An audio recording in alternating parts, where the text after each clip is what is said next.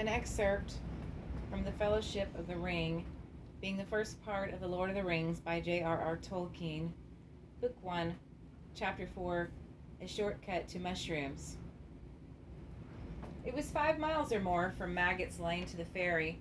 The hobbits wrapped themselves up, but their ears were strained for any sound above the creak of the wheels and the slow clop of the pony's hoofs. The wagon seemed slower than a snail to Frodo. Beside him, Pippin was nodding towards sleep, and Sam was staring forwards into the rising fog. They reached the entrance to the ferry lane at last. It was marked by 2 tall white posts that suddenly loomed up on their right. Farmer Maggot drew in his ponies, and the wagon creaked to a halt. They were just beginning to scramble out when suddenly they heard what they had all been dreading: hoofs on the road ahead. The sound was coming towards them. Maggot jumped down and stood holding the ponies' heads and peering forward into the gloom.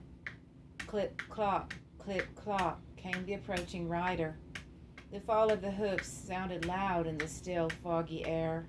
"Better be hidden, Mr. Frodo," said Sam anxiously. "You get down in the wagon and cover up with blankets. We'll send this rider to the right-abouts." He climbed out and went to the farmer's side. Black riders would have to ride over him to get near the wagon. Clop, clop, clop, clop. The rider was nearly on them. "Hello there," called Farmer Maggot. The advancing hoofs stopped short. They thought they could dimly guess a dark, cloaked shape in the mist, a yard or two ahead. "Now then," said the farmer, throwing the reins to Sam and striding forward.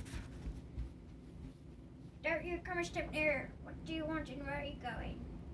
"I want Mr. Baggins. Have you seen him?" said a muffled voice, but the voice was the voice of Mary Brandybuck. A dark lantern was uncovered, and its light fell on the astonished face of the farmer. "Mr. Mary!" he cried. "Yes, of course. Who did you think it was?" said Mary, coming forward. As he came out of the mist and their fears subsided, he seemed suddenly to diminish to ordinary hobbit size.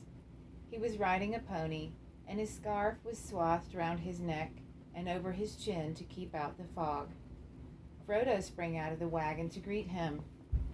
"So there you are at last," said Mary. "I was beginning to wonder if you would turn up at all today, and I was just going back to supper.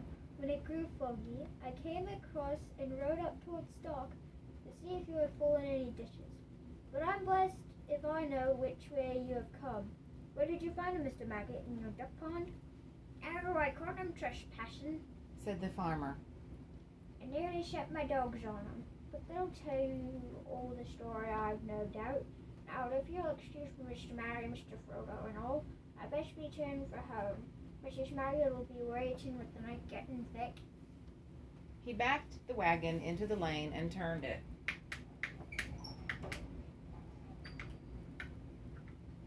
"Well, good night to you all," he said. "It's been a queer day and no mistake, but all's well as ends well. Though perhaps we should not say that till we reach our own doors. I'll not deny that I'll be glad now when I do." He lit his lanterns and got up. Suddenly, he produced a large basket from under the seat. "I was nearly forgetting," he said. "Mrs. Maggot put this up for Mr. Baggins with her compliments." He handed it down and moved off, followed by a chorus of thanks and good nights. "Thank you. Good night." "Thanks. Good night." "Night." They watched the pale rings of light round his lanterns as they dwindled into the foggy night. Suddenly Frodo laughed. From the covered basket he held, the scent of mushrooms was rising. The end.